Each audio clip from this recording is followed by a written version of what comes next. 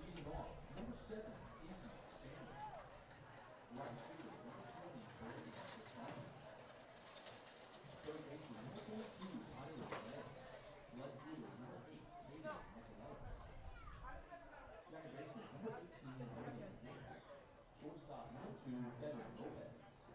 Catcher, number 4, Riley Holden. Second baseman, number 33, Ian Miller. And center fielder, number 30, David Bell. And the starting pitcher for the Cougars is number 36, Reese Clapp. Columbia College is led by head coach Darren Reynolds, assisted by Craig McAndrews and Zach Bishop. And now let's get started with the Central Methodist Eagles.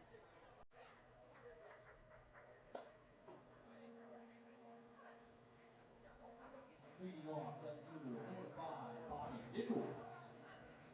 Batting second, number 2, Bobby Marshall. At batting third, first baseman, number 33, Jeremy Gordy. In DH, batting fourth, number 21, Tanner Sears. Batting fifth, the first baseman, number 13, Aaliyah Karashi. Batting sixth, the right fielder, number 8, Allie West. Batting seventh, third baseman, number 29, Joseph Melford. Batting eighth, the sixth baseman, number 1, Terry Oliver Jr. And along the catcher, number 7, Logan Moody. And the starting pitcher for the Eagles play, number 18, Sebastian Mascara. The Eagles are led by Coach Nate Wood, assisted by Bob Beck and Jordan Schmidt.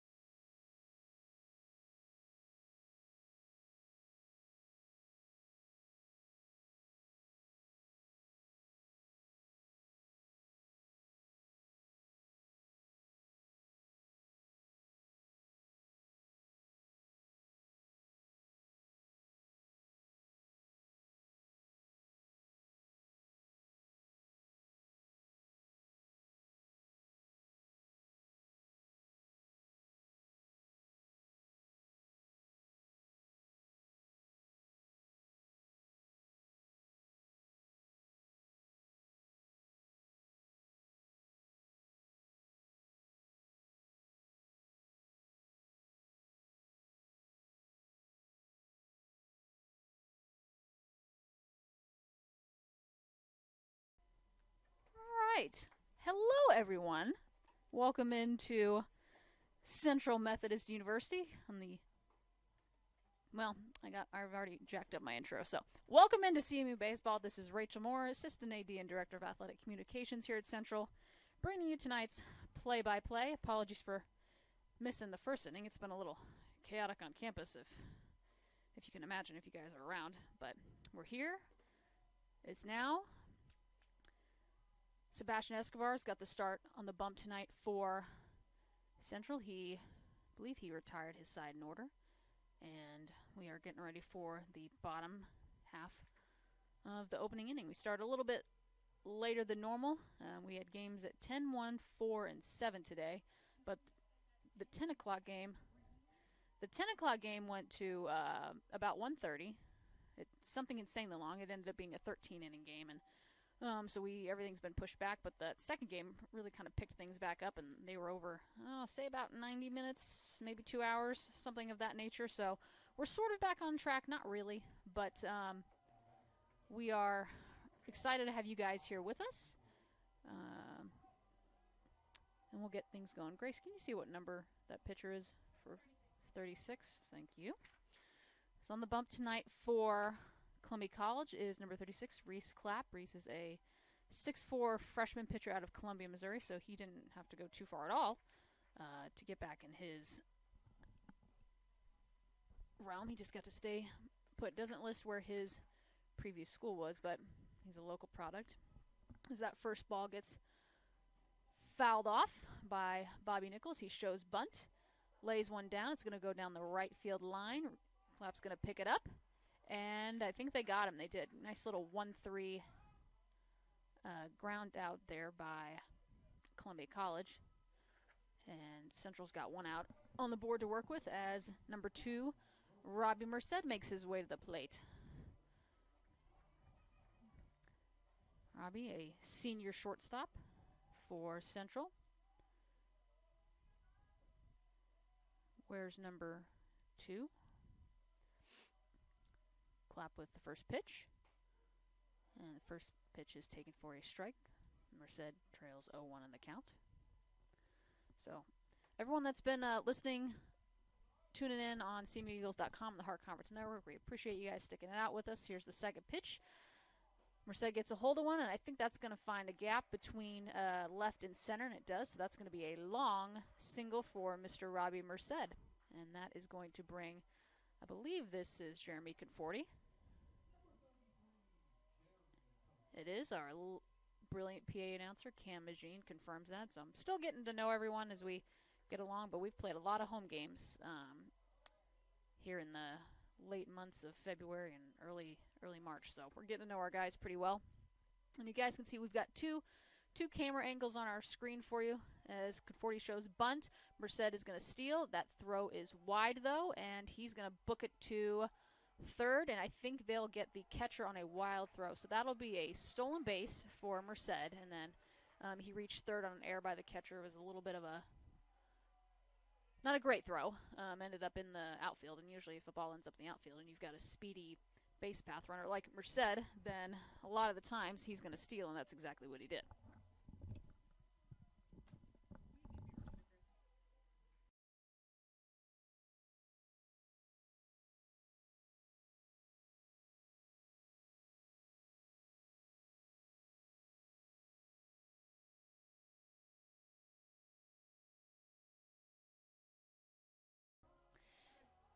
And just as I come back, Conforti singles to left, and that's going to score Merced from third. So Central's got a 1-0 lead here in the bottom of the first, and that's going to bring Tanner Sears to the plate.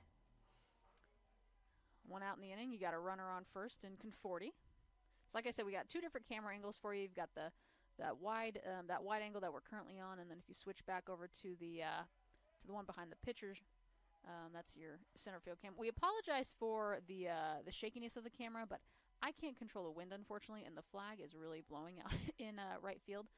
So that'll be something that maybe we work on for future. I don't know if we can somehow anchor that tripod down. It's actually already anchored down, but we appreciate you guys tuning in and staying with us and being patient with that, as Tanner Sears is going to foul one off on the back screen, and count's going to move to 1-1 with one out.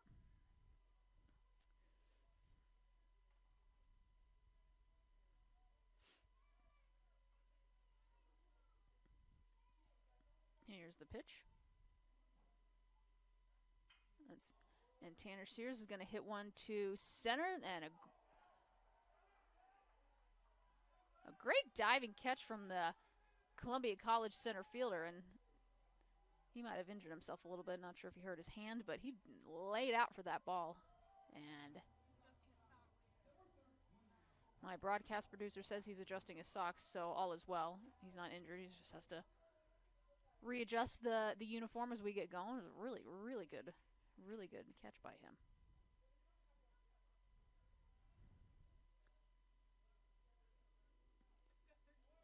Khalil Thrasher now up to bat. He takes the first strike, he swings at that first ball, which is going to be a strike. Out in center field for Columbia College's number 30, David Dell. So good catch by Dell there, and prevents any more base runners getting on base here. Grab the pitch. It's going to be taken for a strike, and Thrasher's down 0-2 in the count with one out.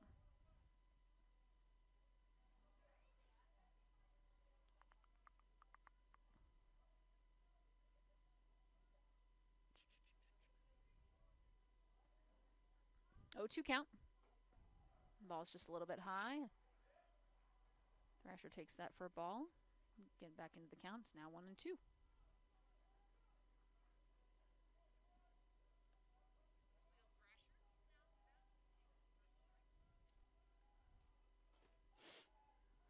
Here's the pitch. Low and outside. It's going to be ball 2. Counts now even at 2-2.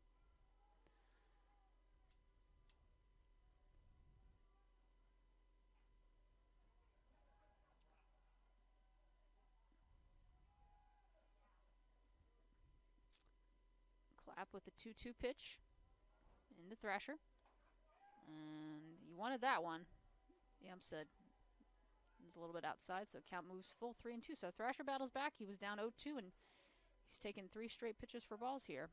And we'll see if he can draw a 7-pitch walk, or if he can get a little blooper somewhere to move Conforti over from first to second. Conforti's going.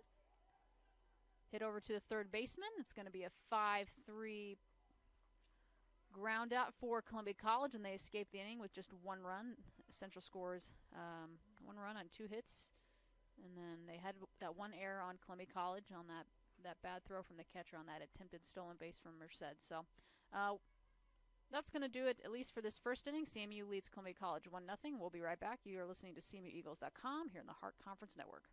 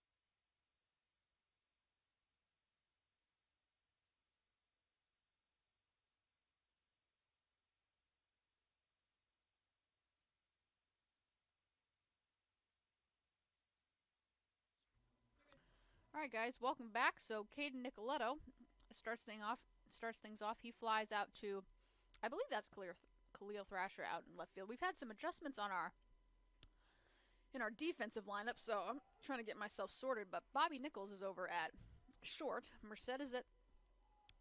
Bobby Nichols is at second. Merced is at short. That pitch is going to be low for a ball. Counts now 1-1.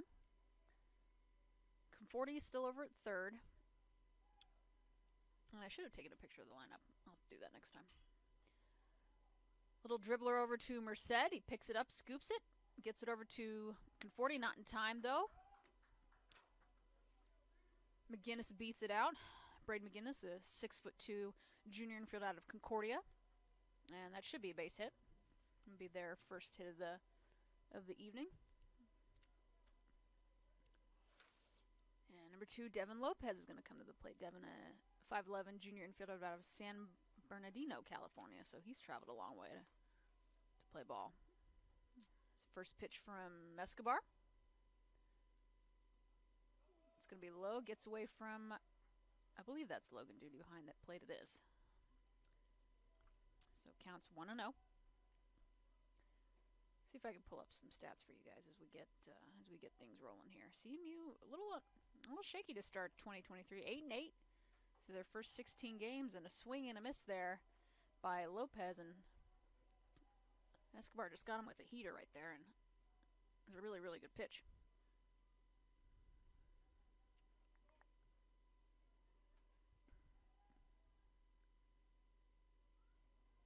Count even at 1-1. Here's the pitch from Escobar. It's going to be low for a ball. Count moves to 2-1. Lopez on first.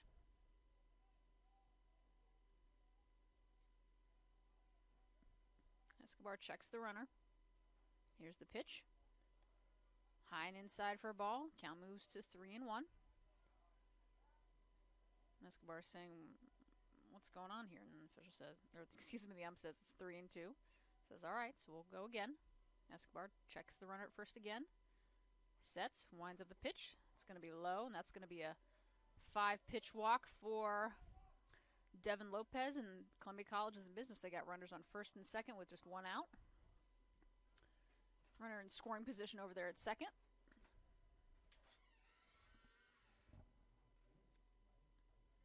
Riley Polton comes to the plate. Riley, a junior catcher and outfielder out of Centerville, Ohio.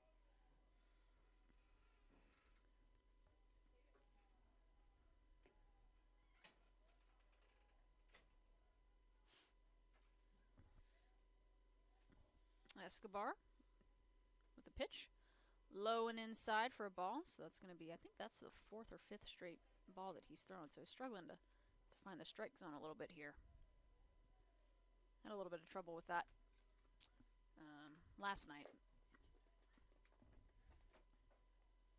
Ball's inside, so counts 2-0 now. Shout out to my broadcast producer Grace for the lineup. So I'll get this to you guys as we move along here. I'll set the defense. Escobar with the 2-0 count. It's going to be over to Merced at short, over to Nichols, and he'll get the out.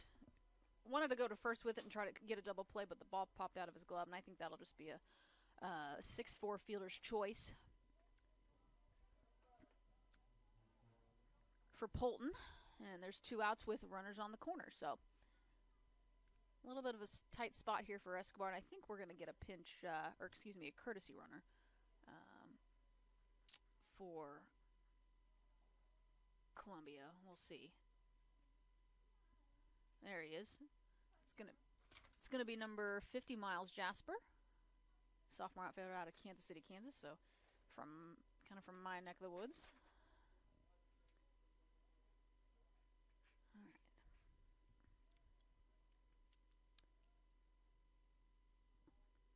First pitch of the at bat, Escobar, and finds a strike zone there. So some of the changes, I'll read you our lineup. So Nichols is at second. Robbie's at short. Jeremy Conforti is at first. Tanner Sears is your DH. Here's the second pitch. That's going to be taken for a strike. So Sebastian Escobar ahead in the count. Khalil Thrasher is in left field. Alan West is in right. Joseph Weatherford holding things down at third base. Terry Tolliver at center. Logan Duty is catching. Then, of course, you got Escobar pitching. And great catch there by Khalil Thrasher to end the inning. And Ian Nolm thought he had a little liner out to left field, but good sliding catch there by Khalil Thrasher to keep Columbia College off the board. So we're going to head to the bottom of the second. CMU Eagles are going to be up to bat. They lead 1-0. This has been... I keep saying this has been as if I'm going to like leave and not come back. I will be coming back. I'm just taking a break. You're listening to CMUEagles.com here on the Heart Conference Network.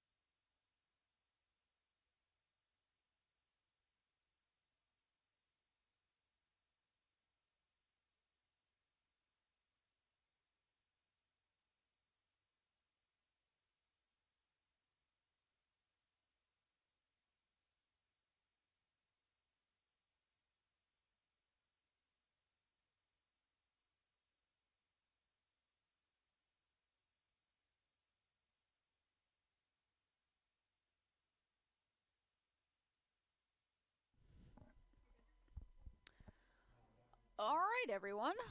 We're back. Alan West is going to lead things off for us here in the bottom half of the second inning.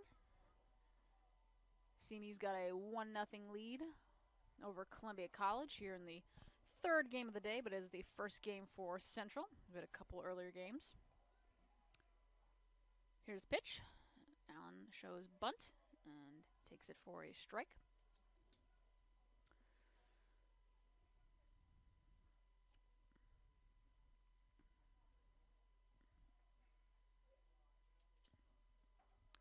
Here's the pitch.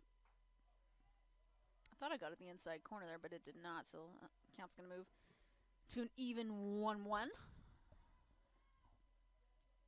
Reese Clapp on the mound for the Cougars. Here's the pitch. And see if that ball just got inside the baseline, but it did not, so it's going to be foul. Looked like he almost would have had it. That would have been a nice double for West if he could have booked it around from first to second, but alas, it is not. So the count is now 1-2. It was close, I would agree. Clapp with the 1-2 pitch to West. Here's pitch. And it's going to be a little dribbler over to third base, and that'll just be a 5-3 ground out. And it's going to be the first out of the inning, and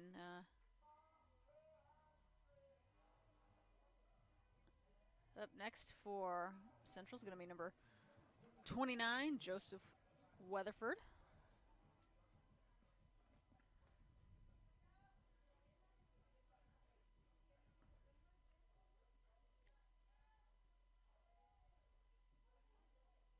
First pitch of the at-bat from Clapp. Pitch is outside for ball. So Weatherford batting .292, .345 on base percentage. He's got a couple home runs, 4 doubles.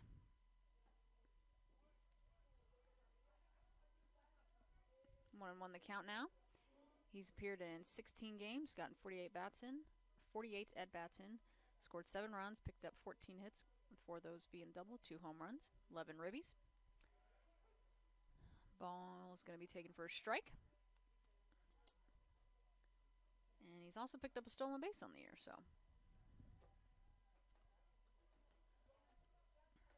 1-2 the count. Here's the pitch. It's going to be low and outside for ball, so count is even at 2-2.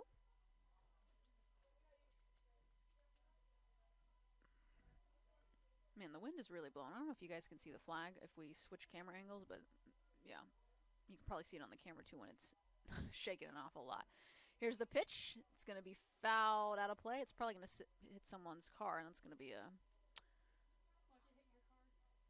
No, my car is actually not down here. It is actually up in Puckett. So if anyone's car is going to be hit, it might be Tim's. I hope not, though. We usually try to park far enough away, but sometimes it happens. Clap, pitch low for a ball. Count moves to 3-2. I think I've told this story before, but I learned my lesson. When I went out and set up that center field camera that you guys are watching right now, as the wind violently shakes it back and forth, I would stand on top of my car, and I'll finish this story here in just a second. Clap with the 3-2 pitch. That's going to be inside. Oh, they got him. I thought that was just inside, but the ump said, no, sir, that's a strike, so he's going to go sit down. Terry Tolliver Jr. is going to come to the plate with 2 outs. But as I was saying, I was standing on top of my car setting up that center field camera during batting practice, and that was not a good idea. Someone yelled, duck. I ducked. It missed me. It missed the camera, but it grazed I didn't even graze my windshield. It absolutely it was gone. It was just a nice, big, shattered windshield. So I learned my lesson there. I don't do that anymore. And now every time I go out there, I usually have a skull cap on. So shout out to our head coach, Nate Breland, for the cap. I appreciate you, because that would not be good. Swing and a miss from Tolliver. Count is now 1-1.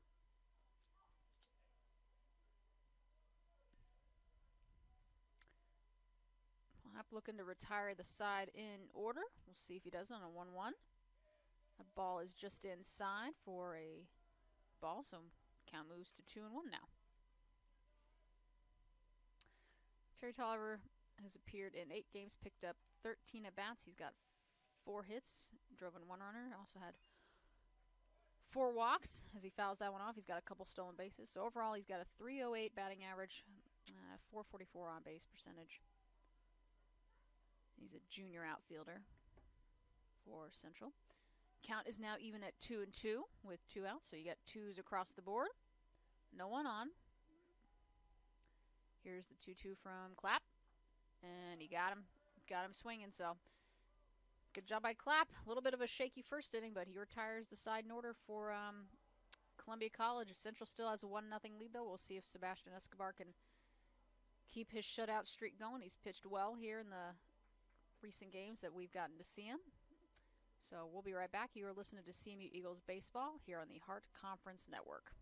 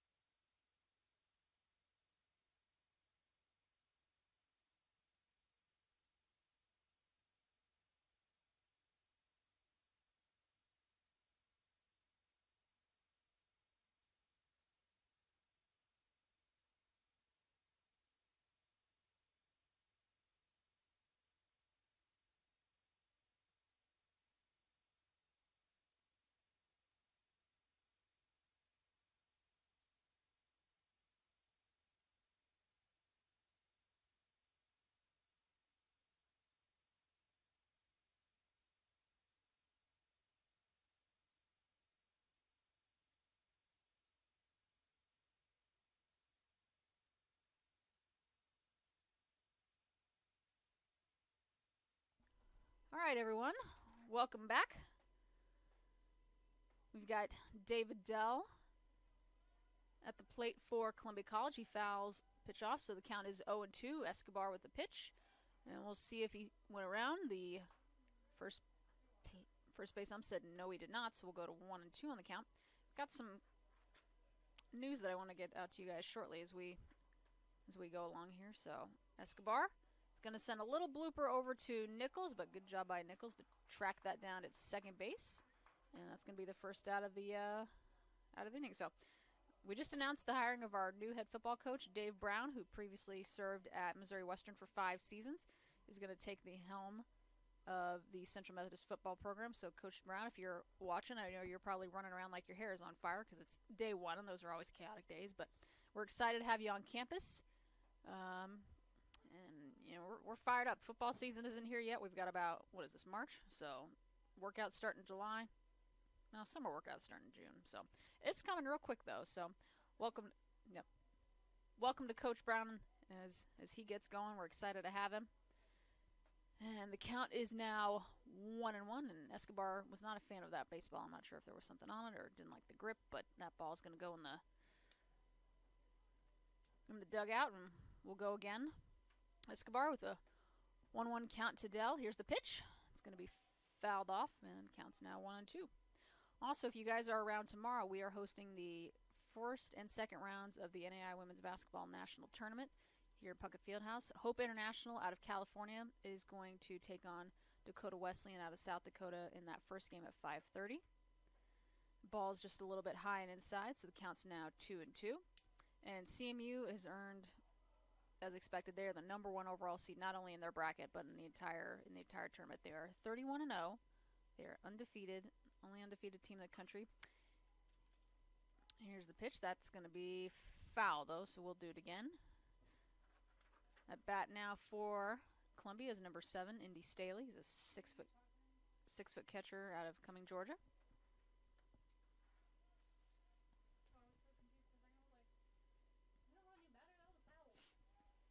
So, if you guys are around tomorrow, CMU is going to, so following the Hope International Dakota Wesleyan game at 5:30, we will play Haskell at 7:30 p.m. We've already played them a couple times this year, as that ball is going to get through in between third and short and scamper out into left field. And Stanley's going to have a 1-out single to left field. It's going to bring number 20, Braden DeSonia, to the plate. Braden, a junior infielder out of Meade, Washington, 6'1". And looks like he's a lefty, so see how he does there. But like I said, if you guys are around tomorrow, if you're in the Fayette area, come on out, watch some great basketball. This is always the fun time of the year when our teams get into the postseason and play and showcase their stuff to the rest of the country. So if you're around, tickets are $8 at the door, $5 if you're a student or senior citizen. You can buy online at cmueagles.com, or you can purchase at the door.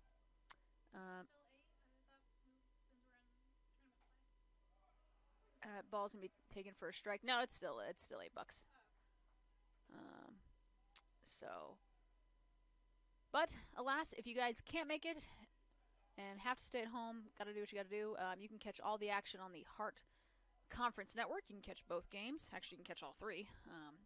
So we'll have games at 5:30 and 7:30 on Tuesday. Those are the semifinals of that opening round bracket, and then the championship game will be played at 7 o'clock on Wednesday. So if you can't make it out, you can catch all the action on the Hart Conference Network. Hope to see you out there. That ball's going to be driven back up the middle just past Nichols' glove. And Stanley's going to book it all the way from first to third. And CMU's got runners at the corners with, Columbia College has got runners in the corners with 1 out. And I think they were in this position last inning. Yeah? Okay. I thought they were. So, Central in a little bit of a jam right here. We'll see what Escobar can do to get out of it. And this is going to be number 22, Tyler Wren. Tyler, a 5'11" pitcher/catcher. He's a freshman out of Jefferson City, Missouri. Getting his first action. Escobar with a pitch. It's going to be a swing and a miss. Count goes to 0-1. So a single anywhere would bring Stanley home from third. Double would probably score the runner from first. We'll see, though. That ball just over Conforti's glove. That'll be a strike, so our foul ball. So the count's going to go to 0-2 now with 1 out on the board. Cougars are led by head coach Darren Munns, associate head coach Craig McAndrews, Zach Bishop, Tanner Williamson, and Brian Myers are also on staff. Here's the 0-2. Say Escobar needs a strikeout right here, some kind of out. We'll see what it is. And he got him. And Wren, none too pleased with himself there. I think he thought he might have chased it a little bit too early. But alas, that's a strikeout, and that's going to bring Caden Nicoletto back up to the dish. He's a sophomore, another lefty. And CMU's going to call time, and it's going to bring Jordan Schwellenbach, who's our pitching coach. He's going to go out and talk to Escobar. He's going to give the umpire an opportunity to get some more baseballs from the CMU dugout. Not sure specifically what they're talking about, but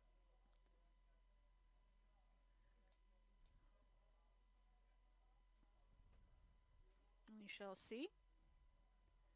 The umpire's coming back out. I think he's going to say, guys, we've had your time at the mound, and we appreciate you, but let's go back and play ball, and that's what he does. So, Duty's going to jog back with the ump. Nicoletto going to come to the dish. 2 outs, runners on the corners. Here's the first pitch of the at-bat.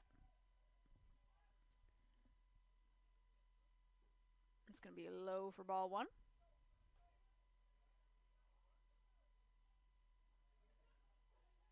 What are you laughing at? Just laughing at me. Just laughing at me talking. It is a dish. That is the dish. Swing and a miss. Escobar got him on that one. Count moves to 1-1. I know some baseball terminology. I wouldn't say that I'm fluent in it, but I'm not bad. I'm not bad. I'm getting better. I'm getting better as we go on. Yeah. Shout out to Quentin Wildcat Norris. I think he's working tonight, so he's not on the broadcast. But I'd like to think I've picked up some good lingo from Quentin, such as the dish. I feel like that's a good one. 1-2 is the count. 2 outs. Escobar will see if he can get back-to-back Ks here to close out the top of the third. 1-2, 2 outs. Here's the pitch. It's going to be low. Runners thought about moving, or maybe they just showed it, but Duty said, you better not.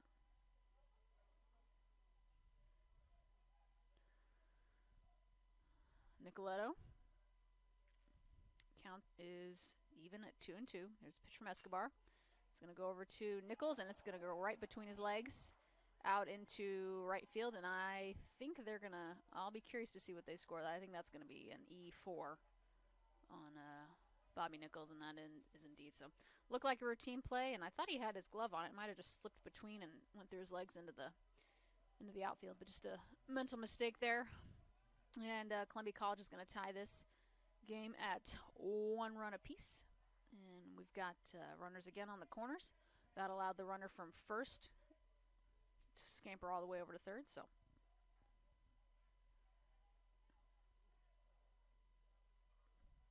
Columbia College with 2 hits, 1 error. Or excuse me, 3 hits, 1 error. Central's got 2 hits with an error. Here's the first pitch. It's going to be a strike. And I believe this is Braden McGinnis. Grace can confirm or deny if that's number 18. I think it is, though. Okay, thank you. Braden, junior infielder out of Concordia, Missouri, takes the 0-1. Swing and a miss on the second pitch, so Escobar getting in business here, and he's ahead in the count, 0-2.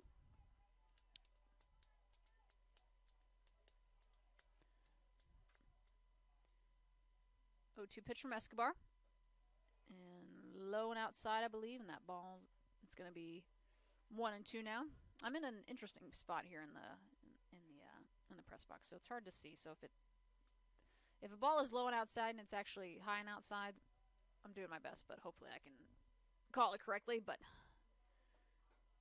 I knew that one was way high and outside. I almost got to McGinnis on the noggin. That would have been scary. Yeah, helmets help. I don't know if I would ever enjoy that, though. That would be a little scary. What you got? Yeah, I would say it hurts. So I've not experienced it, but I think it probably hurts. Ball's going to be fouled back, so count's going to stay even. You got 2s across the board and 2-2. It hurts, but you're a heck of a lot less likely to get a concussion as long as you're wearing your dang helmet. This is true.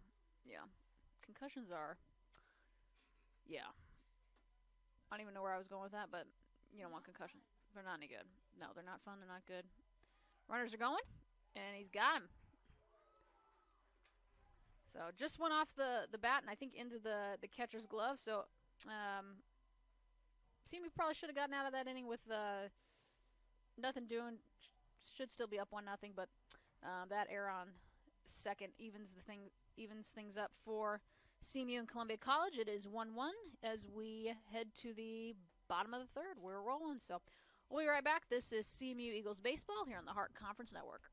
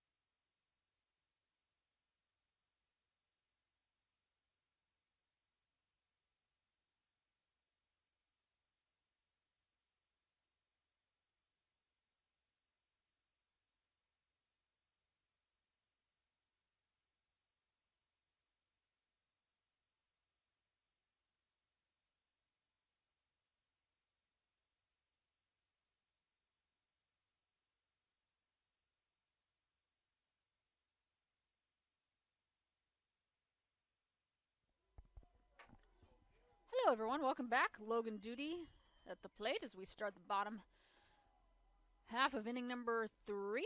That first pitch is going to be ball, so Duty leads in the count, 1-0. And there's a pitch from Clapp. I think that was a curveball. Nice curveball there. Just right in the heart of the strike zone there. Counts now 1-1. 1-1 pitch. And he's going to get that back up the middle, and that's going to land right in front of center field. And Logan Duty's got a little bloop single to start the bottom half of inning number 3. Yes, and we'll have a pinch runner right out of the gate. And I believe that is number 6, Caden Doan. Caden is traditionally the one in at second base, but Bobby Nichols is taking that spot tonight. But he's going to come in as a courtesy runner. So if you guys weren't tuned into the earlier games, I think it was Columbia College and St. Xavier that started the day off. And that is what got this whole day started. It started at 10 o'clock and it lasted until about 1:30. So it was I almost think it was more closer to 2 o'clock. I think it went 13 innings, something crazy. 13 innings. The stream was 4 minutes short of being 4 hours long. Well, there you go. So, stream just a little under 4 hours in length. That is a long time. But second game, I think, only went about 90 minutes, so it evened things back out as... I don't know if Nichols got hit there, but he was showing bunt, and that ball got awfully close to his noggin. Has a little conversation with the umpire, and I think he's going to regroup, and we'll come back in. Coach Breland giving the signs for Bobby Nichols. Bobby, junior outfielder out of Detroit, Michigan. And Clapp looks back, Doan at first. Throws over, failed pickoff attempt though. And actually learn, guys, you can actually enter a failed pickoff attempt in Presto Show. Shout out to Dylan Powell for showing me that very thorough in the play-by-play. So, count is now 0-1. Clapp with a pitch. Nichols tries bunt again. I think that was fouled, and it was. So, if he decides to bunt again on an 0-2 count, or if the ball is at... If you got 2 strikes and you bunt and it's foul, it's an automatic out. Did you know that? You did know that? Yeah, it happened earlier today. Oh, it happened the other day? There you go. It happened earlier today. Oh, earlier today. Gotcha. So, learn something new every day, guys. So there's some info for you. Nichols is not bunting. Clap the 0-2 pitch. It's going to be a little bit high and inside. Counts now 1-2. Wait, did he say 1-2? 1 and 2. Okay. I swore he held up 3 fingers, and I was like, that's 1-3? That would be new.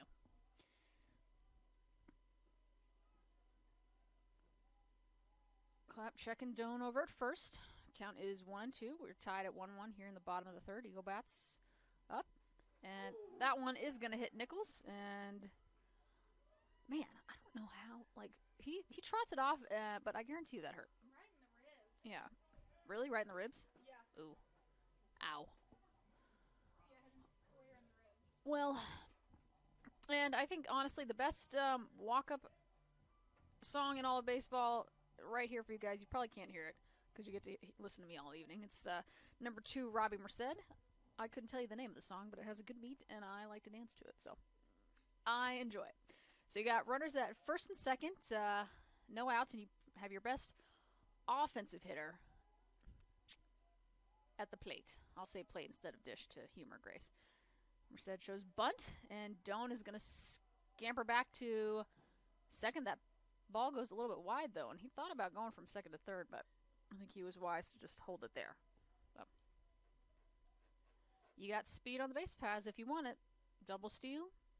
Maybe, maybe not. I don't know. So, we'll see. We'll see what happens. Count 0-1. No outs. Runners on first and second.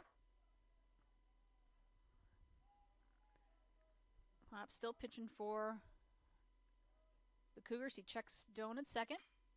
That ball's going to be hit over to the shortstop, over to second, and we'll see if Merced can eke out a fielder's choice, and he's safe, so they avoid the double play. You got runners now at the corners with 1 out, so ideally you get that ball into left field so you can bring Doan home from second, but you got him at third. You got 1 out, so as Jeremy Conforti comes to the plate, if he can find a gapper somewhere, see you can regain the lead 2-1 here, but we'll see what Conforti can do. Runners on the corners as Coach Breland's giving instructions to Doan over there at third. Here's the pitch, and Clapp is going to look back Merced and throw over at first and keeps him honest. Merced takes a decent lead over there at first. Here's the pitch from Clapp. 0-1. I thought that was a little bit inside, but the ump disagreed, and so count is 0-1. 0-1, right? Yes. I just gave him extra pitches for no reason? Got it. Okay. It's 0-1. 0-1. Thank you. 0-1, 1 out. Here's the pitch. Conforti sends it over to third. A nice snag by the third baseman. That's going to be a wild throw, though, and that's going to get into right field. And we'll see if they give an error. I think Caden Doan still would have scored from third. So I think that'll be probably just a hit. And then I think they'll probably give an error, too, on that because Merced went over from second to third. Yeah. Maybe, maybe not. I don't know. They gave him a hit, so that was good.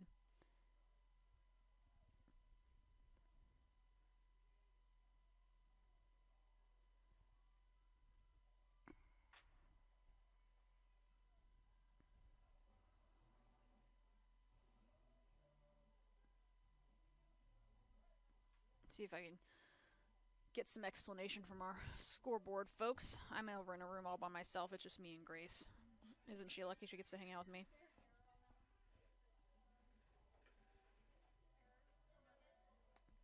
Error, no hit. Oh, error, no hit? Okay. All right, so there you go. So it sounds like that was going to be a fielder's choice. Yeah, that makes sense because they elected to go to second with that ball from third and had the wild throw. So fielder's choice and then advanced on the error. So here's the pitch, and this is Tanner Sears now as he fouls one back. So our count should be 0-1. still 0-1? Okay. Again, I keep just giving our guys extra pitches. Will you log in for me? Thank you. Do I just need to text you your password? Yeah, you can do that. Here's the pitch. Sears with a swing and a miss. The hat comes off for Clapp. Puts the cap back on, and he's in command here in the, no. Yes, we're in the bottom of the third, so.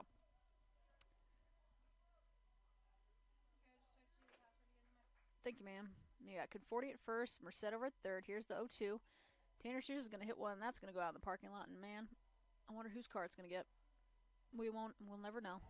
Oh, it got someone's car.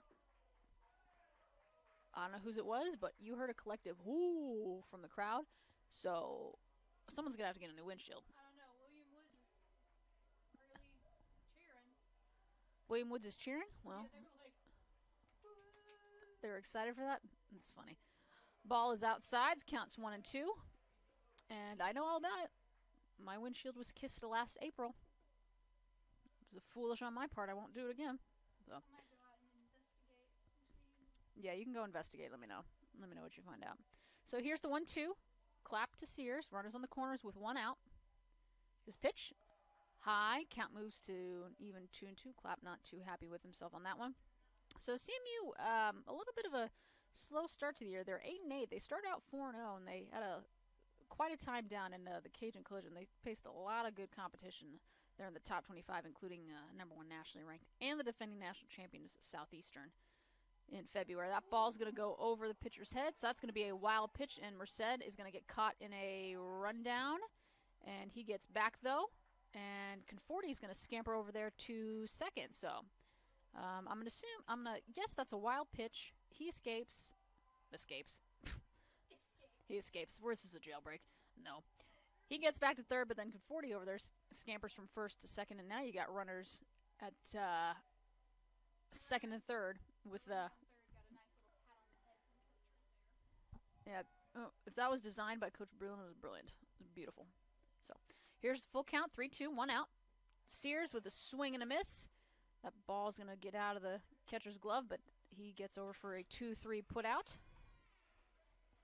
And that's going to bring... Oh, there's my GA, Caitlin Streeter. You can come in, Streeter. Where's the SD card? I don't know. It's probably in my Islander bag, which I think is in my car, which is at Puckett. It's been a day. Don't even... You want to break it down? Yeah. Yeah, just don't park it... They're in the car. Here's a pitch from Khalil Thrasher. Here, pause. We'll be back, guys. This is CMU Eagles Baseball here on the Hard Conference Network.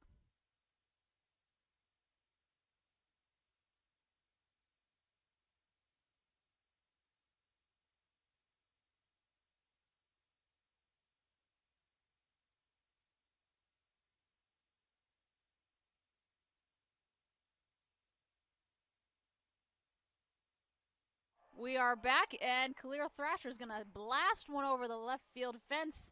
That's going to clear everything. And that's going to be a 3-run homer from Khalil Thrasher, and CMU makes a big-time statement there, as CMU now leads 5-1 here in the bottom of the third inning. And you got to love it. Yes. It's always good to beat up on your rivals from just across town. So that's going to bring up Alan West. Alan is a senior, I want to call him a utility player. I don't know if that's the right word, but he's a pitcher and he's an outfielder and he bats. So he does quite a bit. He is going to ground out to the shortstop, and that's going to be I think he's going to be safe, and I probably would give him a hit on that because that was a hard hit ball and kind of a weird spot, and they do. So they'll give him a hit there. Very good. And that's going to bring Joseph Weatherford to the plate. So, like I said, with Alan West, he and several other players on CMU's roster, Caden Doan, I believe Jeremy Conforti as well, they're all transfers from Lyon College down in Arkansas. So, it's got a good group there. Here's the first pitch from Clapp to Weatherford. It's going to be a little bit high and outside for a ball. Counts now 1-0. But anyway, I was talking about the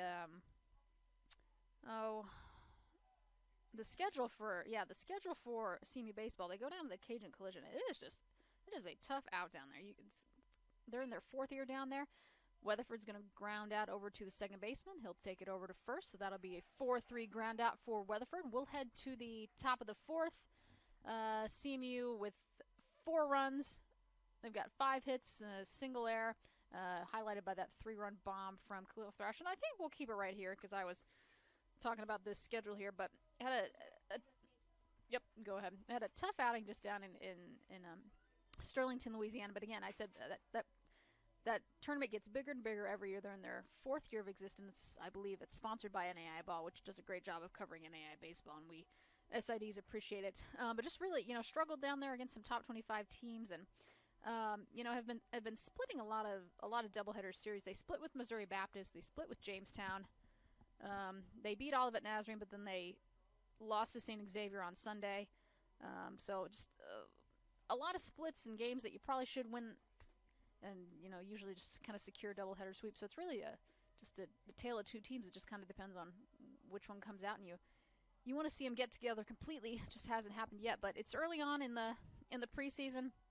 It's something that you can get right before non-conference play starts, which, now that you guys mention it, now that I mention it, after tonight, Central's going to play William Woods here at 7 after this Columbia College game is over.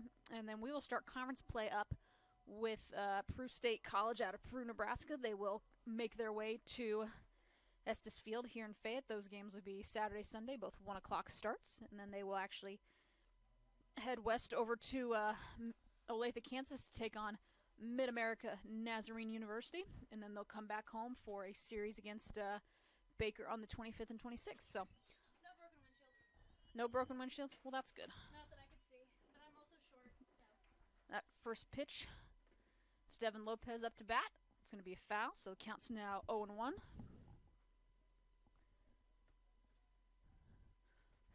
I just got the impression that someone got their windshield absolutely rocked because there were a lot of oohs and ahs from the crowd. Not that I could see, but I'm also very short. Yeah, fair enough. Count's now 0-2, Escobar. He's just given up 3 hits and 1 run here. As that ball is going to be grounded out to Nichols over at second. He's going to take it over to Conforti at first, and they'll have a nice little 4-3 ground out for Devin Lopez, and that's going to bring number 4, Riley Polton, to the plate.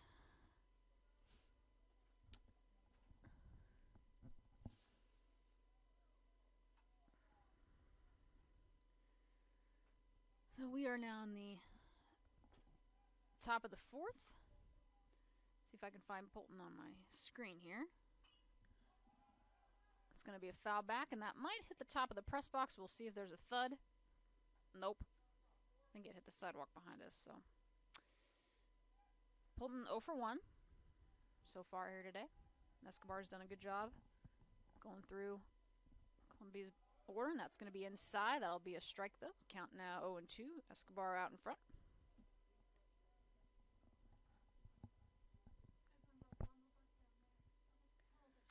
Here's the pitch. Polton sends one out to center fielder, and I think they're going to have to give that a hit. I don't know if I'd give that an error. It was a tough slide there. We'll see.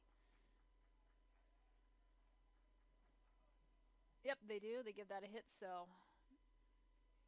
Terry Tolliver out there trying to make a scoop catch out down the center, but a little too out of his way, though, and that's going to bring number 33, Ian Nolf. Ian also 0 for 1.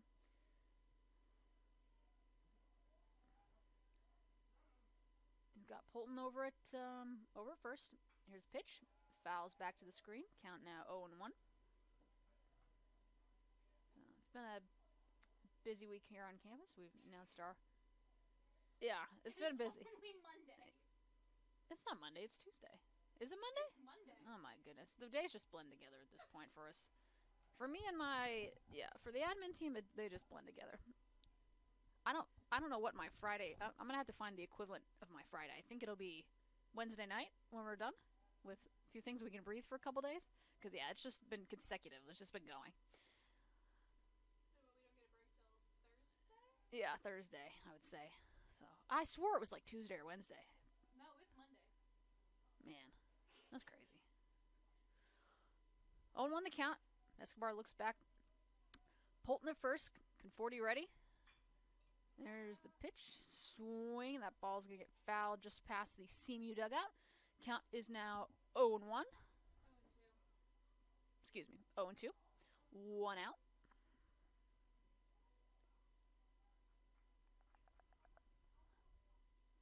Escobar along with Allen West. It's a good 1-2 matchup.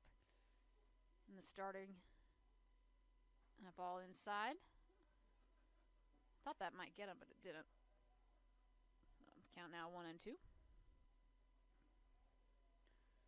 But yeah, so we got a few more home series with CMU baseball. So just because we're done with non-conference after tonight, don't go away. We'll have more for you. Oh, I thought I got him there, but he didn't. Count now 2-2. So start out 0-2, and good job by Nolf to battle back. Brings it even with 1 out. You got to run over on first. Here's the pitch. It's going to be low. Duty gets up and looks the runner back over to first.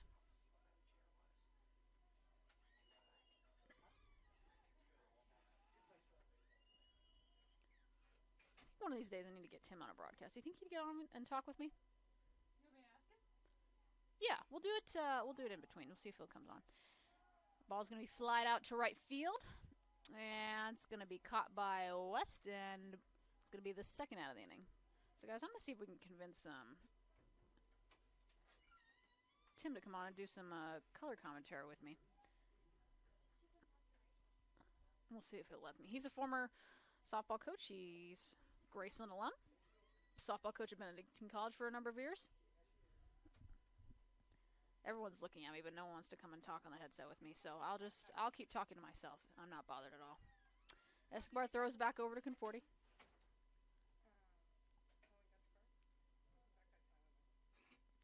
I think it's probably in the office then. It has to be somewhere.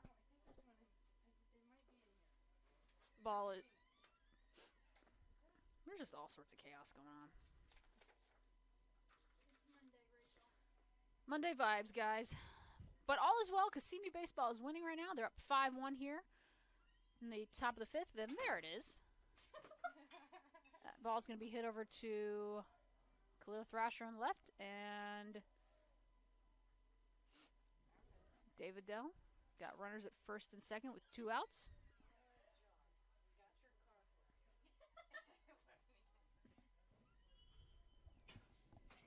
Did Tim say no?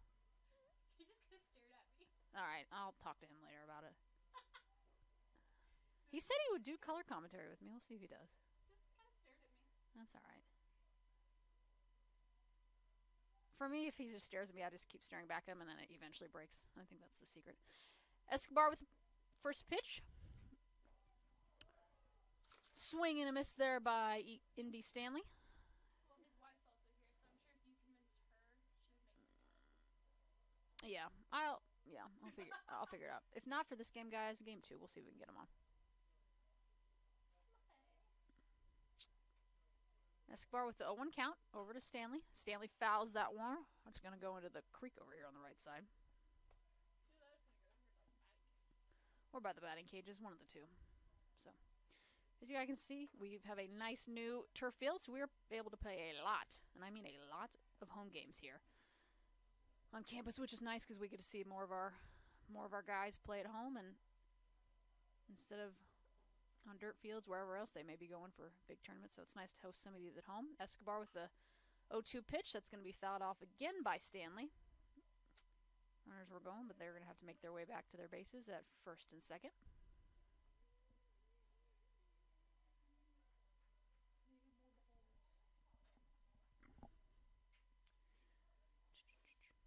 Count 0-2.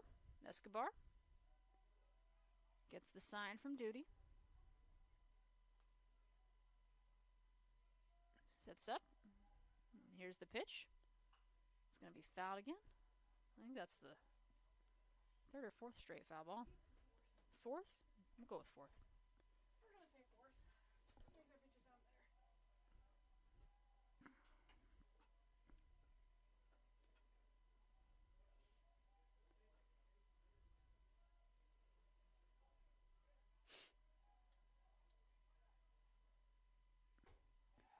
And he got him.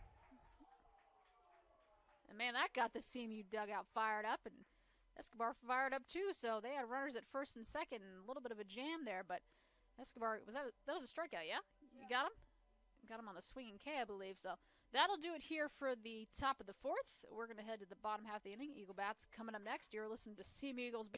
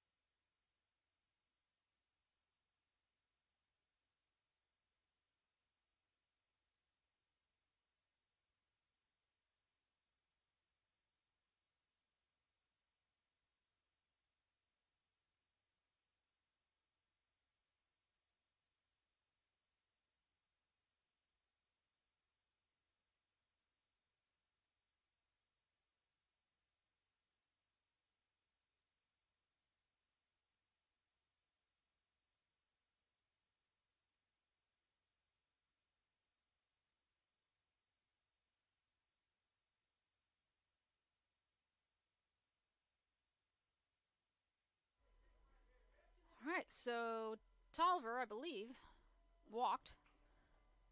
Would you agree, Grace? Tolliver, he did? All right. So that's going to bring on Logan Duty. So that's going to be a leadoff walk for Tolliver with Logan Duty coming to the plate. I think. Let's see if I can get adjusted here as we get going. It is a good walkout song. Not bad at all.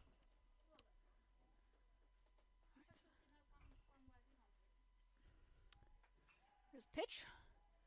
Clap. Keeping an eye on Tolliver over there. Tolliver's another speed demon on the base paths, so you got to watch out for him. You got to watch out for Bobby Nichols, Robbie Merced. So they're all guys to be careful of. Looks him back over. Failed pickoff attempt.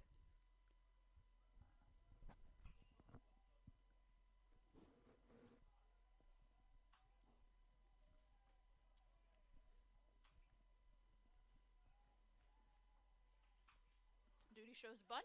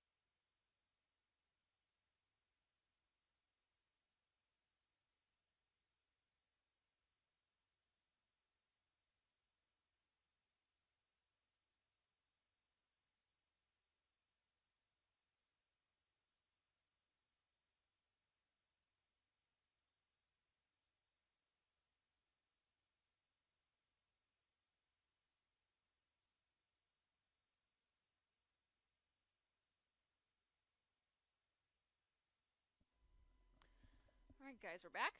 You got runners on first, just second. Bobby Nichols up to bat. Count is 1-2. Here's the pitch. And got him. A little bit on the outside corner there, and that's going to be the second out of the inning. That's going to bring Robbie Merced to the dish.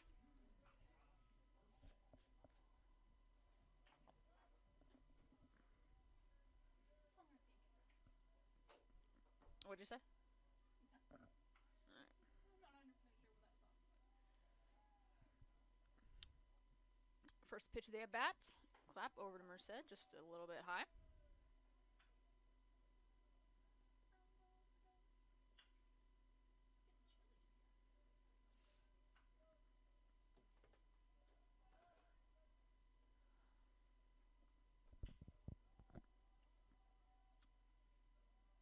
Clap to Merced. Merced's going to pop that one up. I think that's going to be out of play, though. So count's going to move to 0-2.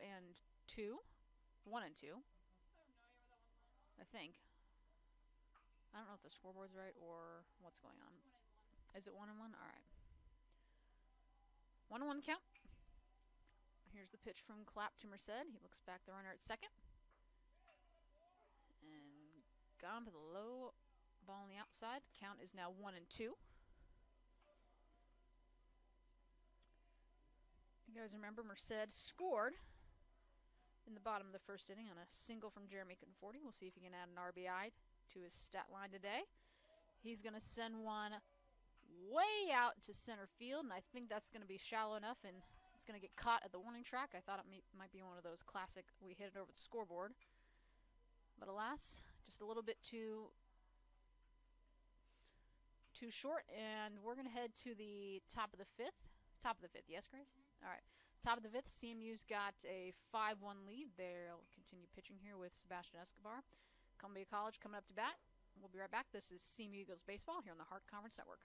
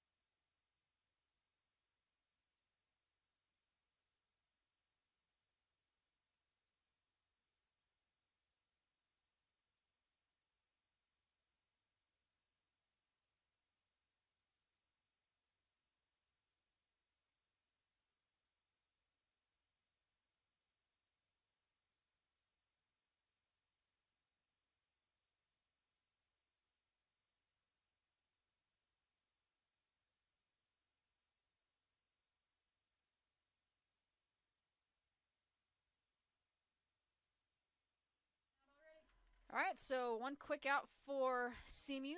Braden DeSonia pops up over to Bobby Nichols at second. He really had to book it over there because it ended up being closer to first base, kind of on that foul line side over on the right.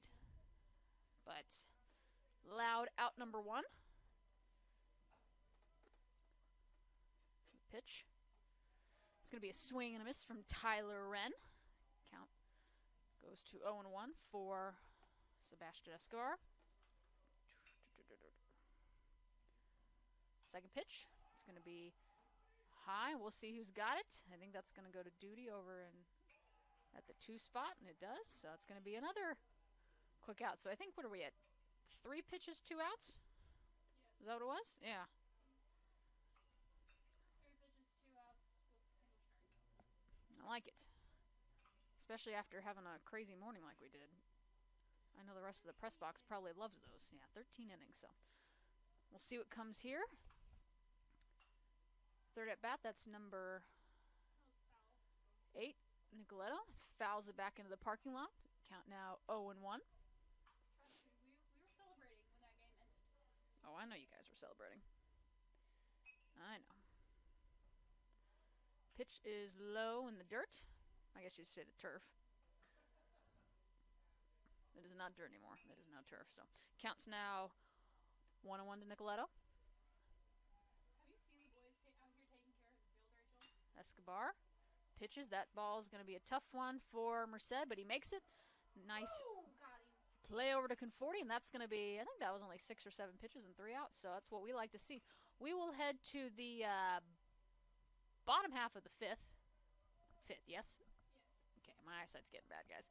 Bottom half of the fifth, Seam Eagles up to bat. This is Seam Eagles Baseball here on the Hart Conference Network.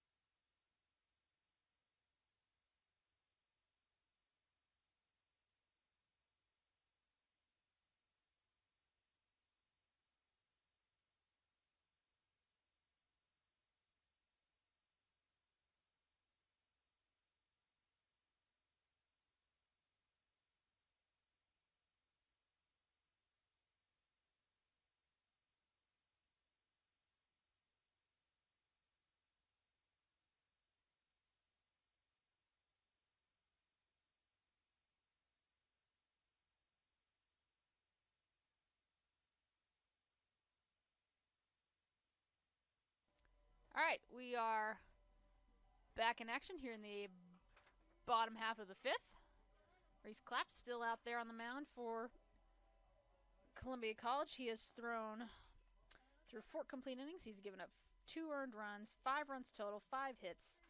He's got a ball, 6 strikeouts, I believe.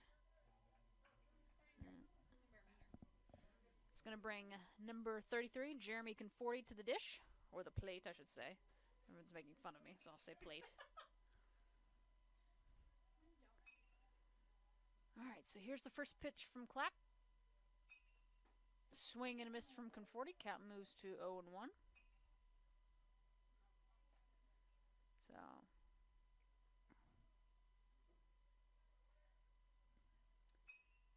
second pitch, 0-1 count from Clapp. That's going to be low and outside. Count moves to an even 1-1. Conforti, I believe, last time he was up, he reached first on error by the third baseman. Then Caden Doan ended up scoring, and Merced scampered over to third on that. Ball is going to be low. Count is now 2-1.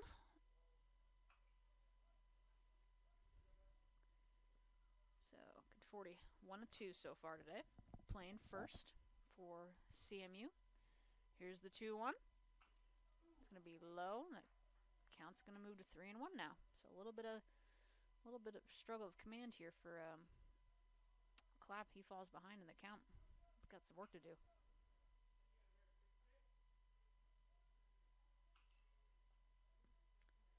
Three-one pitch. That's going to be high and outside. So Conforti's going to take a 5-pitch walk. He's going to head on over to first, and that is going to bring number 21, Tanner Sears, to the plate. Tanner's 0 for 2 so far on the day, looking for his first hit. We'll see what he can do. We'll have a mound meeting with either the pitching coach or the head coach, and I think that's going to be it for Reese Clapp. His day is done. So we will have a pitching change here, and head coach Nate Breland, I think he's going to either have a pinch runner or something of the sort. We'll see what they do. But Conforti's heading to the dugout, which makes me think that his evening is done, at least for this time around. I'm seeing 35. 35 for Columbia College. That's going to be Lane Feeler, 5'10" pitcher, sophomore out of Bell, Missouri. So make sure I note that on my sheet here as we go along. Would you like a highlighter instead of a pen? No, I'm good with the pen. Thank you, though. So he'll get probably, I forget how many pitches they get to warm up, but see if I can look up some stats for him as we go along here.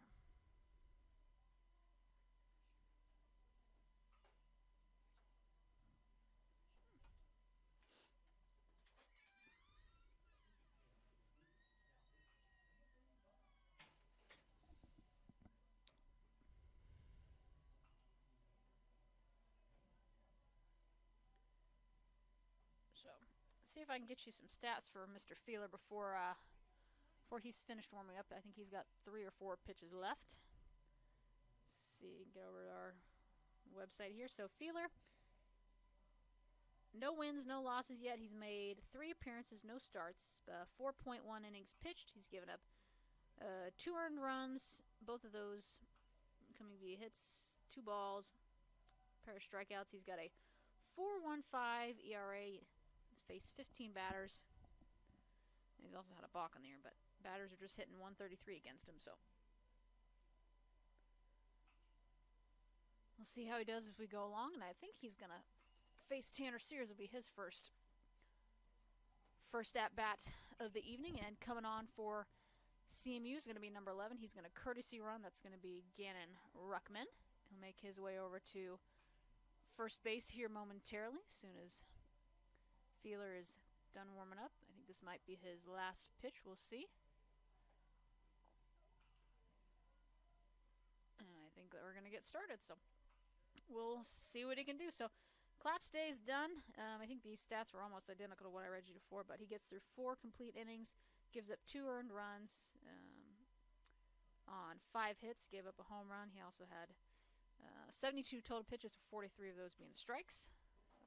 So his day is done with Feeler now on the mound. He's going to face Sears with Ruckman over at first.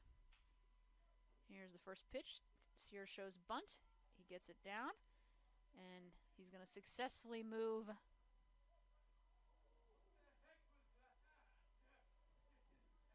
I'm not sure what happened there, guys, but that was quite something. So Sears gets the bunt off successfully and then goes to the infield. They throw it over to first, and the infield just threw it over to third, thinking that Ruckman was going to run, and then it just ends up hitting the third baseman. I swear it was the shoe. I mean, you could hear it off of his foot. So I'm not sure what was going on there, but ends up working in CMU's favor. So 1 out on the board for Central Methodist as Khalil Thrasher has come to the plate. You remember him? He had that. Double check myself before I say anything. Here's the pitch. Swing and a miss. All right, so Khalil Thrasher, yep, he did. He had that 3-run homer to left in the bottom of the third. He scored Jeremy Conforti and Robbie Merced. Trails in this count, 0-1. Here's the pitch. It's going to be fouled off over towards Coach Breland at the third, and the count's going to move to 0-2. Welcome back, Grace. Thank you. How's the center field cam doing? Doing all right? Doing good. Yeah. All right. I think the wind. The wind has died down, so that really helps. There's not so much. Not so much moving on the camera, which is nice. So here's the 0-2 pitch to Thrasher. Runners on second. 1 out. That's going to be fouled just at the top part of the net here over on the right. Counts can remain at 0-2.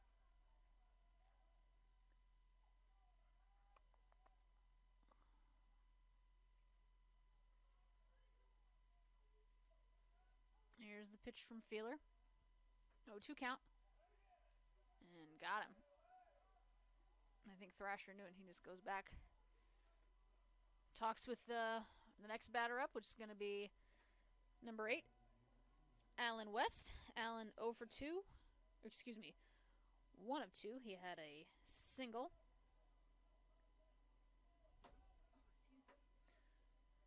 See if he can go 2 for 3 here in his third at bat of the day. CMU leads 5-1, 2 outs, new pitcher. Ruckman is actually Clapp's run, so if he were to score for some reason, that run would be assigned to Clapp and not Feeler. First pitch is taken for a ball. Count goes to 1-0 for Alan West and company.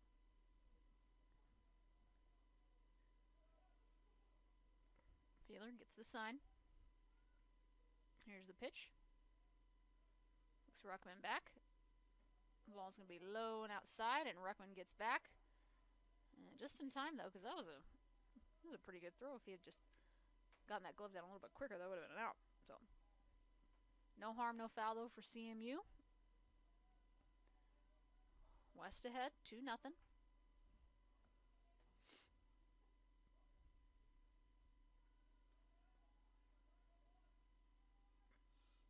Here's the pitch. And fouled off to the right side. Count moves to 2-1 now. Like I said, Alan West, he was the game 1 starter yesterday for CMU. Picked up the win, and he'll also play a right field, and he bats. So a good versatile baseball player. Can play a lot of different positions, do a lot of different things. So you like to see that. See what he can do here. 2-1 count. Here's the pitch. And that's going to go off the first baseman's glove, and he is not happy with himself, and I think they're going to have to give that a single because that ball was so hard hit. And we'll see if they do. I think that's going to have to be a hit. He does. Oh, they're going to give it an error? Okay. I don't know if I agree with that, but we'll give it for now. We did, so CMU gets another run on an error by the first baseman. Plates 1 run. CMU now leads 6-1 here. Did you get that on camera if we need to go back and look later? You flipped it in time? Yeah, okay. We'll double check. Huh? You are very good. You're doing a good job. First pitch, and West is going to run. Easy stolen base for West, and now you got a runner at second. Is this Joe Weatherford? It is. Number 29? Yes? Okay. That would make sense. So, Joe Weatherford at the plate. You got Terry Tolliver Jr. on deck. Alan West over at second. Here's the pitch from Feeler. A little dribbler. That's going to go foul, though. So, count moves to 0-2 on the day.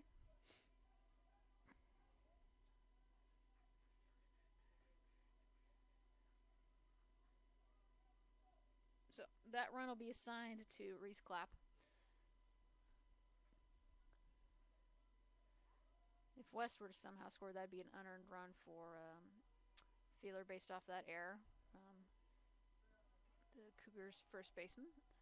Got some work to do. Weatherford down 0-2 in the count. 2 outs, runner on second. And there's must have been a time violation.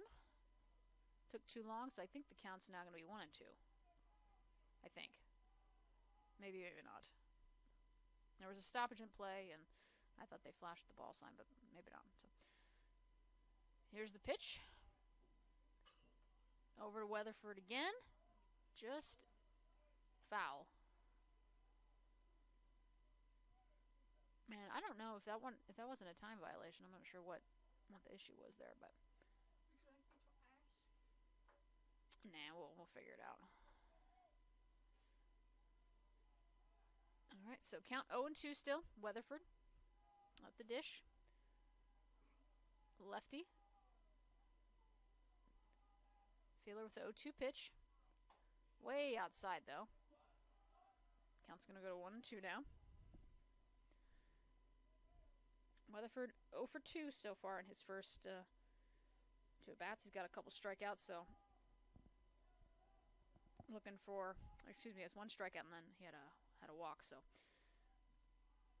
we'll see what he can do here. Count 1-2. It's going to be low and inside for a ball, so count now even at 2-2.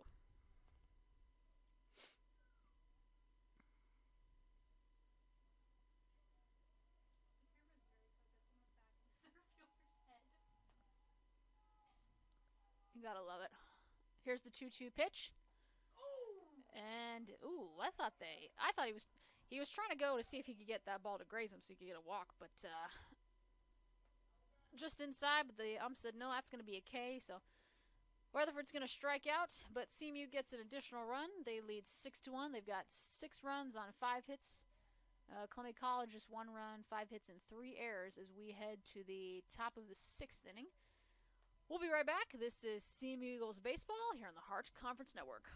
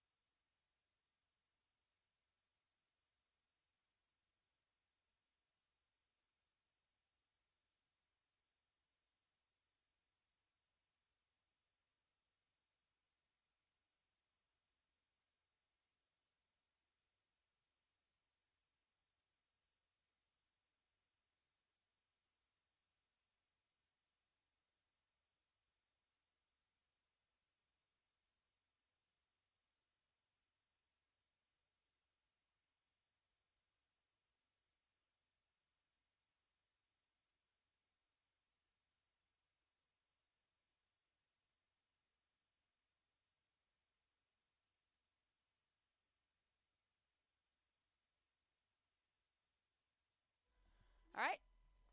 We are back. So Columbia College coming up to bat here in the top half of the fifth. You still got Sebastian Escobar as, what did you say, number 18? Number 18 up to bat for Columbia College. That's Braden McGinnis.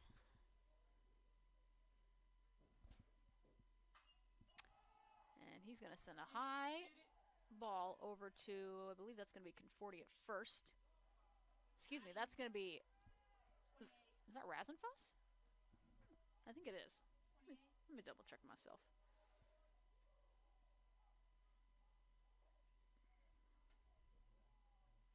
It is. So Trey Rasenfoss, it's a straight switch, I believe, for Jeremy Conforti. And allowed out number 1 here to start the top of the 6th. And that has kind of been the name of the game for CMU.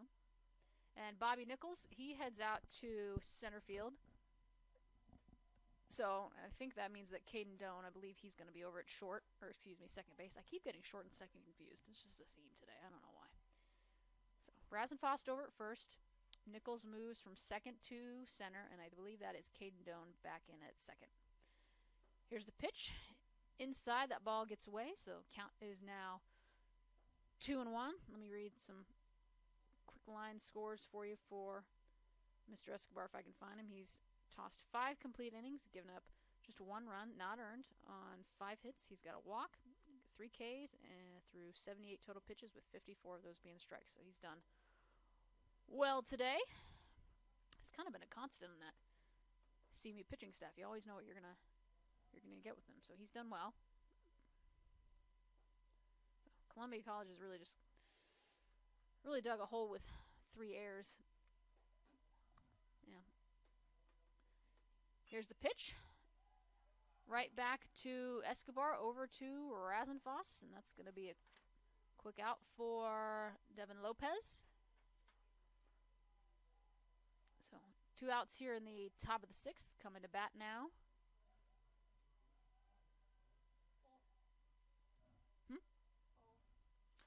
I believe that's going to be Riley Polton, and it is.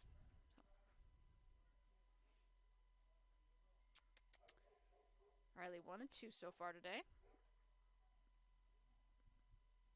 First pitch is a ball. Count is 1-0 in favor of Polton. Escobar. Here's the pitch. Right down the middle for a strike. Count moves even to 1-1. So after this game, we'll take, I'm not sure how long our break will be. As that ball's fouled back, that hits the post. Counts now 1-2. But after this game is wrapped, we will conclude this long weekend of Midwest Madness, I think is what this tournament has officially been dubbed. And that is very, very fitting because it has been crazy. A lot of schedule changes, a lot of teams, but all has been fun. So that's going to be a quick out. That's a fly out over to Allen Weston Wright. So, again, Escobar's done well here. Through 6 complete innings. We're going to head to the bottom of the 6th. So after this game, we will take a break, and then we'll host William Woods here in the tournament finale. And then after that, we were going to remain at home. Yeah, we're going to start conference action, which is always a fun time of the year to see who you're matching up against. We will host Peru State College for a 4-game series beginning Saturday, March 11th, and Sunday, March 12th. Both of those days will be 1 o'clock starts. We'll then make the trip over to Olathe, Kansas to take on the Mid-America Nazarene Pioneers, who were participants in last year's Avista NAI World Series out in Lewiston, Idaho. Of course, you guys remember, CMU did that the year before. Finished as national runners-up to Georgia Gwinnett. So that'll be a good matchup the weekend over in Olathe. And then Central's going to return home on the 25th of March. They'll host Baker for a 4-game weekend series, and then they'll continue into April. They'll host Benedictine College on April 1st and 2nd, and then they'll be on the road for about 3 weeks, and then they'll come home and they'll host Park University for senior weekend on the 22nd and 23rd. So as quick as these seasons go, they're over in a blink of an eye, so don't blink because you're going to miss something. But conference action is just about to start, and then hopefully the postseason, and making a run in the national tournament's always a good time. So we shall see. And I think as we get started here in the bottom of the 6th, Mr. Terry Tolliver Jr. is going to come on up to the plate. See if I can pull up his play-by-play action. Say, Terry 0 for 1 today. Just a single walk. First pitch is taken high for a ball. Count is now 1-0. I believe that's Feeler still pitching. Low and outside. Count moves to 2-0. So, good pitching performance, good offensive output from CMU in Game 1. We'll see what they can do in the finale against William Woods. It's been a tale of two teams. Which one shows up to play, and you hope it's the one that we're seeing right now. We'll have to see though. So, if CMU holds on, they'll move to 9-8, just above 500. That was right down the middle, but it must have been outside or something of the nature, and that's going to be a walk for Terry Tolliver. And Logan Duty's going to make his way to the plate. He's got a runner on first. It's a leadoff walk for Terry Tolliver Jr. Duty is 1 for 1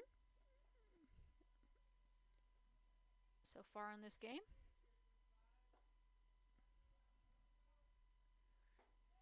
It's 1 for 1, or my stats are just slow. I feel like he's had a couple at bats already. Duty? Yeah.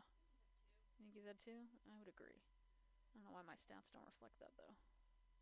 Unless he had a walk. No? Did he have a sack bunt, maybe? I don't know. Must I know he's had courtesy runs. Yeah. Anyway, my stats show that he's 1 for 1. He may have had a pinch hitter in there somewhere that I'm not remembering, but alas, the count now. I think he did the last one. They had a pinch hitter. Did he have a pinch hitter? That's what I thought. I wonder who it would have been. Let's see if I can find him on here. Ball's going to be hit high and out of play for a foul ball, so the count's now 1-2.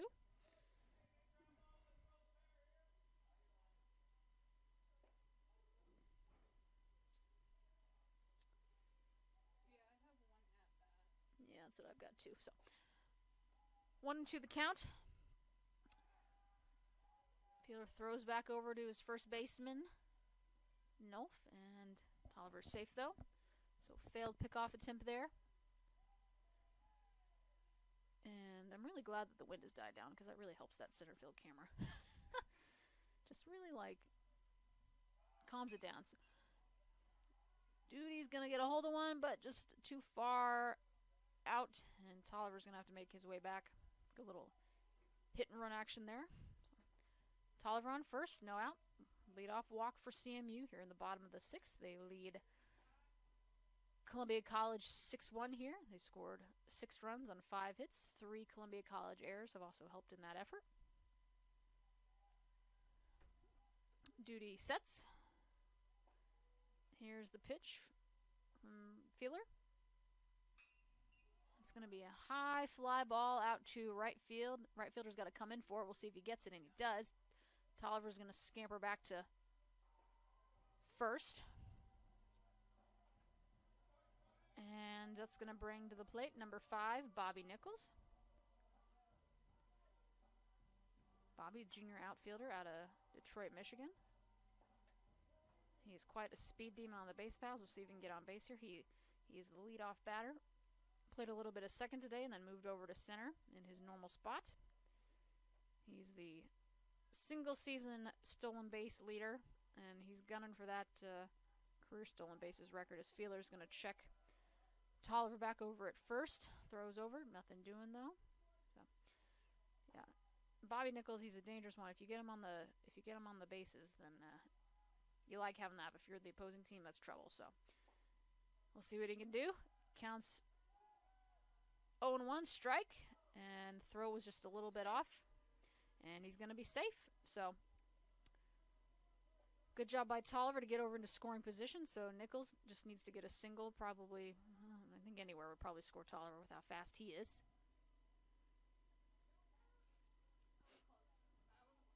Yeah, it was close, but it popped out of the shortstop's glove. So 0-1 the count. Feeler to Nichols. Here's the pitch. Low and outside for a ball. Count is now even at 1 apiece. Shout out to my team for working these early games. I know it's been a long day. We're almost there. 2 wins to close it out would be good. Feeler with the pitch to Nichols. Nichols is going to send one over. That's going to be just fair. That's going to roll into the corner, and Tolliver is going to easily score from second. Nichols is booking it on over to second for a double, and he's got it. So a 1-out RBI double for Bobby Nichols, and CMU is going to push their lead over Columbia College to 7-1. So, good job by Nichols, and that's going to bring Robbie Merced to the plate.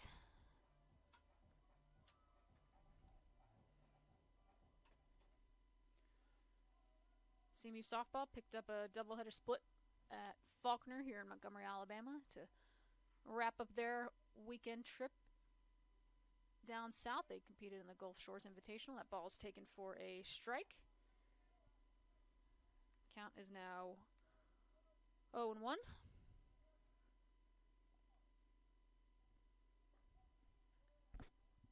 You got Nichols at second. What the?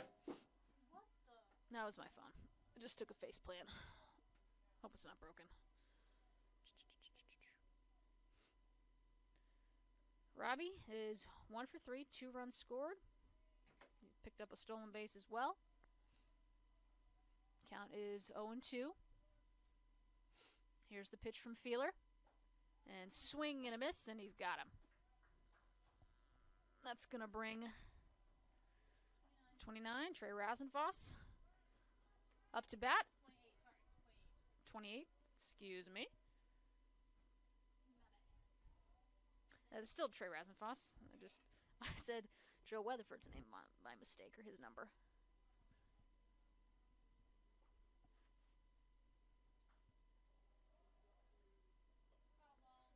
Foul ball.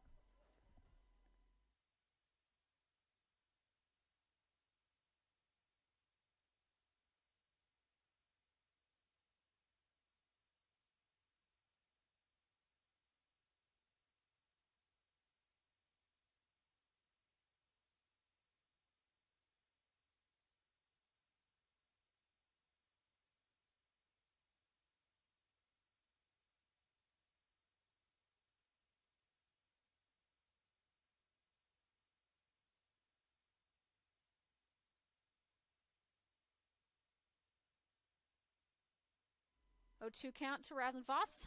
Ball is high and outside. Count moves to 1-2. You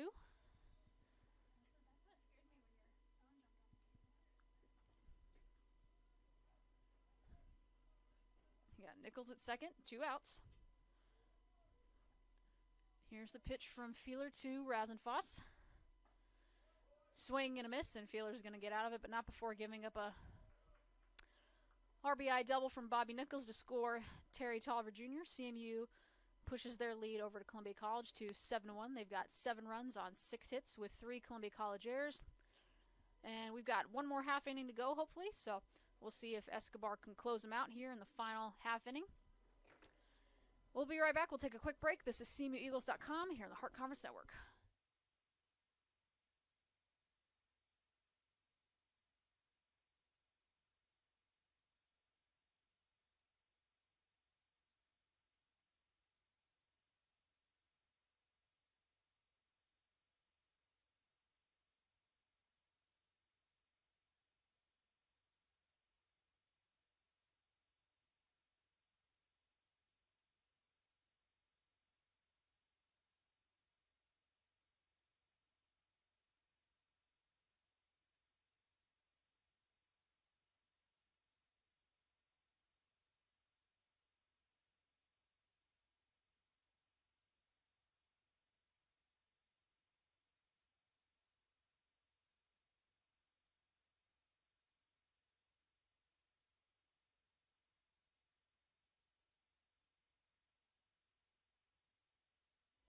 All right, guys, we are back.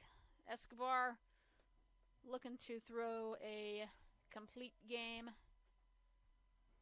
I was going to say shutout, but he did give up a single run. Columbia College 1 run on 5 hits, 1 CMU error. And up to the plate is Ian Nolf. First pitch is going to be low for a ball. The official kind of, or the ump kind of says, yeah. So count now a 1-0. Escobar with the pitch. Fouled back towards us here in the booth. Good thing the netting was there. Someone would have been in trouble.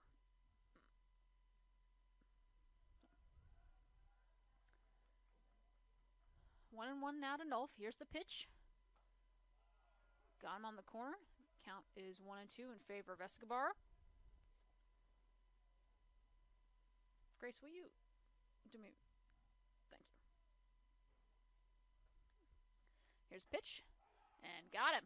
Got him looking twice, and Nolf's not too happy with himself. But good back-to-back pitches there by Escobar, and he's got the first out of the inning. And that's going to bring number 30, David Dell. Dell is 1 of 2 so far today. That first pitch is a strike. He is down on the count 0-1.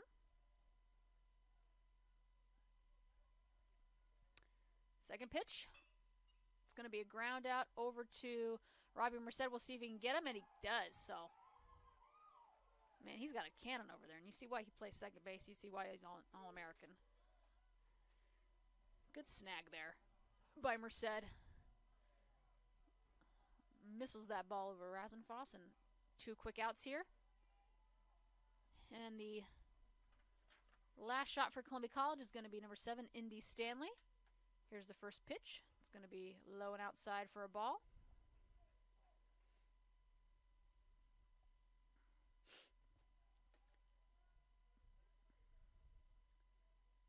One of the count.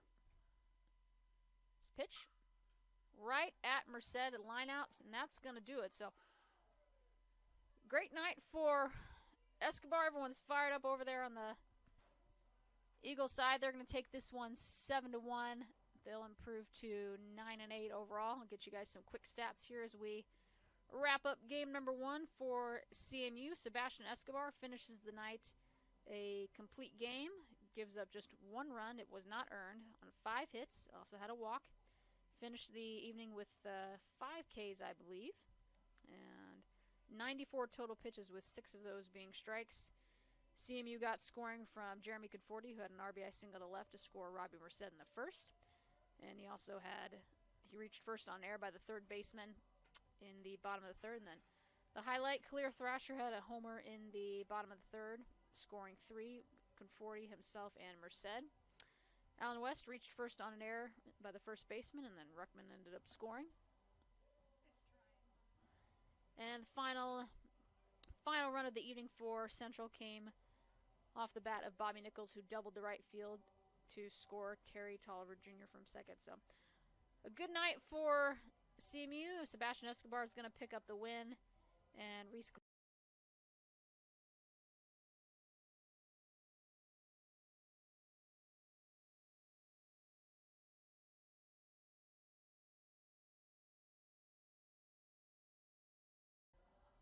maybe? Not yet? It's got to go live. All right. Sorry about that, guys. Had some audio difficulties here. Just something that happens every now and then. But anyway, so CMU picks up the win. They defeat Columbia College 7-1. Sebastian Escobar is going to get the win. Had a solid outing on the bump. And we've got one more here, though, to conclude this Midwest Madness weekend. CMU moves to 9-8. They're going to take on William Woods in the nightcap. That game, depending on warm-up time, it could be an hour before we see you guys again. It could be 25 minutes. We don't know. It just kind of depends on what teams are doing, what officials are doing. So make sure everyone gets time to warm up and do what they need to do. So that's going to do it here. We'll be right back. Don't go away. We've got CMU versus William Woods in the nightcap for you. This is Rachel Moore, Assistant AD and Director of Athletic Communications. We appreciate you guys joining in. This is CMU Eagles Baseball here on the Hart Conference Network. Don't go away.